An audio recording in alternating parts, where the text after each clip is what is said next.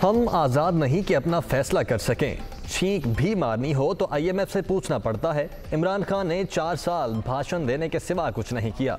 मुश्किल फैसले करके मुल्क को दिवालिया होने से बचा लिया। वज़ीर आज़म का 300 यूनिट बहाना बिजली इस्तेमाल करने वालों के लिए फ्यूल एडजस्टमेंट चार्जेस ख़त्म करने का ऐलान।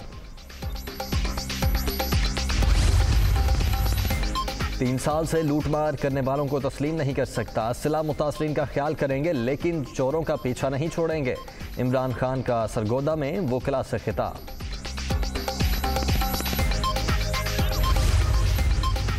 और आर्मी चीफ का रुझान में मुतासरा इलाकों का दौरा, मुश्किलात के शिकार अवाम से मुलाकात। जनरल कमर जावेद बाजवा ने इमदादी कैंपों का जायजा भी लिया।